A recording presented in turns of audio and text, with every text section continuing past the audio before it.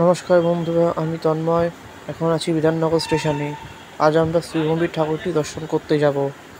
এই যে দেখতে পাচ্ছেন, বিধাননগর স্টেশন থেকে 4 নম্বর প্ল্যাটফর্ম থেকে বেরিয়ে যে মার্কেটটি আছে, সেই মার্কেটটি মধ্যিখান দিয়ে আমরা এবার শ্রীভূমির দিকে যাব।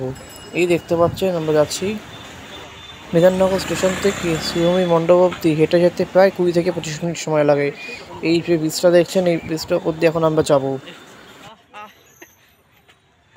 বন্ধুরা, আকাশের অবস্থা খুবই খারাপ, যে কোনো মুহূর্তে তুমুল ঝড় বৃষ্টি নামতে পারে। আমরা যতদূর সম্ভব আগে যাওয়ার চেষ্টা করব।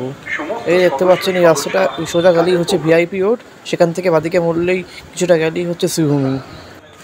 এই যে রাস্তাটা দিয়ে আমরা যাচ্ছি, রাস্তাটির ডান পাশে আপনারা দেখতে পাচ্ছেন বিভিন্ন ঋষি মনীষী, বিভিন্ন বিখ্যাত মানুষ এবং বাংলার বিখ্যাত মানুষ, ক্রীড়াবিদ, সমস্ত সবার ছবি দিয়ে সাজানো হয়েছে। সত্যি অপূর্ব দেখতে লাগছে।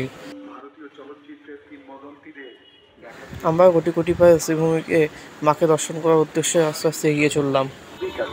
এইটা হচ্ছে ওয়ার্ড নম্বর 35। ওই সোজা দেখা যাচ্ছে ভিআইপি রোড। ওখান থেকে আমরা বাদিকে এবার দেখবো। তো বন্ধুরা, আমরা এখন বড় রাস্তায় উঠে পড়েছি ভিআইপি রোডে। এখান থেকে সোজা অনেকটা যেতে হবে, প্রায় 20 মিনিট মতো হাঁটতে হবে। সেখান থেকে গিয়ে আবার বাদিকে কিছুটা গেলেই হচ্ছে শ্রীভূমি মণ্ডপটা। দেখতেই পাচ্ছেন এই ভিআইপি রোড। ওই যে দূরে দেখতে পাচ্ছেন, ওটাই হচ্ছে কাজী নজরুল ইসলাম সরণি। এরকম ঠান্ডা ঠান্ডা আবহাওয়াতে হাঁটতে সত্যিই বেশ মজা লাগে। কোনো রকম কষ্টই অনুভূত হয় না আমাদের। কিন্তু তাও ওই মেঘলা আবহাওয়াতে ঠাকুর দেখার মজাটা কিন্তু অতটা থাকে না। হঠাৎ ঝমঝম করে বৃষ্টি চলে আসতে পারে। আমরা মণ্ডপে একদম সামনাসামনি প্রায় চলে এসেছি। দেখতেই পাচ্ছেন চারদিকে হচ্ছে বিভিন্ন বিজ্ঞাপনে পোস্টারগুলো সব লাগানো আছে। এখন বিকেল প্রায় 4টে বাজে, তাই জন্যই হচ্ছে ভিড়টা অনেকটাই কম। কিন্তু আস্তে আস্তে 6টার পর থেকে ঠিক ভিড় হয়ে যাবে। আমরা যদি ফাঁকা ফাঁকা দেখতে পারি বেশ ভালোই হয়।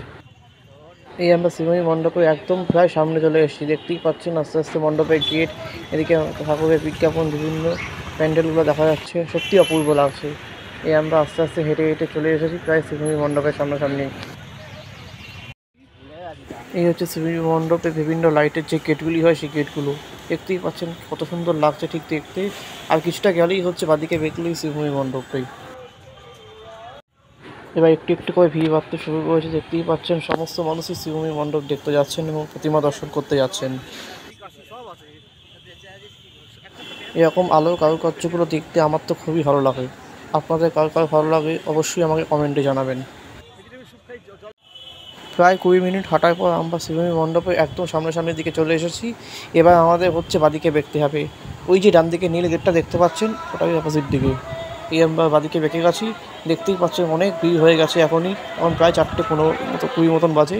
চারদিকে দেখেছেন প্রতিটা বাড়িতেই হচ্ছে লাইট দিয়ে সুন্দর আলোকসজ্জা করা আছে। সত্যি অপূর্ব লাগছে দেখতে। দেখতেই পাচ্ছেন এই ঠান্ডা ঠান্ডা আবহাওয়ার মধ্যেও আমি অনেক ঘেমে পড়েছি, কারণ অনেকক্ষণ প্রায় আধ ঘন্টা মতন আমরা হেঁটেছি। ওই দেখতে পাচ্ছেন আর কিছুটা গিয়েই হচ্ছে বা ডান দিকে বেঁকলেই হচ্ছে মণ্ডপটি। এই আমরা শ্রীভূমি মণ্ডপের একদম সামনে এসে পড়েছি। দেখতেই পাচ্ছেন কি অপূর্ব লাগছে মণ্ডপটিকে দেখতে। শ্রীভূমি পুজো মণ্ডপে এবছরের থিম হচ্ছে তিরুপতি বালাজির মন্দির। দেখতেই পাচ্ছেন কত মানুষের ভিড়, সবাই মাকে দর্শন করতে এসেছেন। আমরাও আস্তে আস্তে ভেতরে ঢুকে প্রতিমা দর্শন করব এবং যতটা সম্ভব আপনাদেরকে প্রতিমাটিকে দর্শন করিয়ে দেখাবো। ওই যে দেখতেই পাচ্ছেন প্রতিমা কি অপূর্ব লাগছে দেখতে, কি সুন্দর মায়ের রূপ। মাকে সোনার গহনা সজ্জিত করা আছে। সত্যি দেখে মন ছুঁয়ে গেল। আশাটা সার্থক হলো আমাদের আজকে। শ্রীভূমি পুজো দুর্গা প্রতিমা প্রতি বছরই হচ্ছে প্রায় একই রকমই করে, সত্যি মন ছুঁয়ে যায়।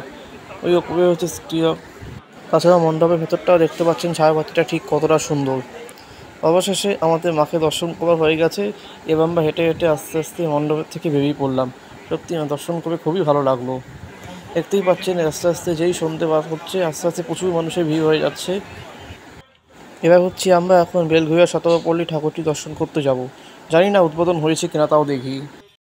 বন্ধুরা, এখন প্রায় বিকেল 5:30 বাজে। আমরা বেলঘড়িয়া প্ল্যাটফর্মে নেমেছি। দেখতেই পাচ্ছেন কি মারাত্মক তুমুল পরিমাণে ঝড় বৃষ্টি নেমেছে। দেখতেই পাচ্ছেন আমরা ছাতা নিয়ে বেরিয়ে পড়েছি। জানি না ঠাকুর দর্শন করতে পারবো কি না, তাও দেখি বন্ধুরা যদি মাকে দর্শন করতে পারি।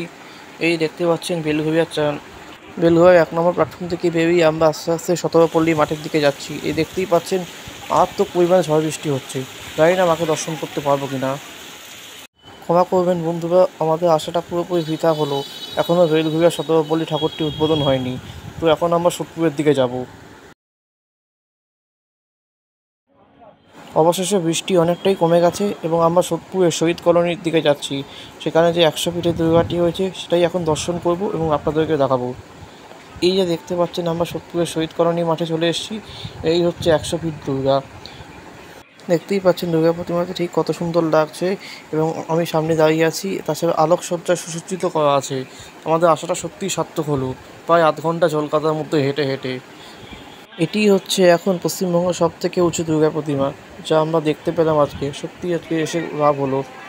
তো বন্ধুরা এখনও হচ্ছে অনেকটাই প্রায় বৃষ্টি হচ্ছে। এই বৃষ্টির মধ্যেও জলকাদা ভাবেই হচ্ছে আমি আজকে ভিডিওটা বানালাম। যদি আপনাদের ভালো লাগে অবশ্যই লাইক করে দেবেন। সবাইকে শুভ দ্বিতীয়া।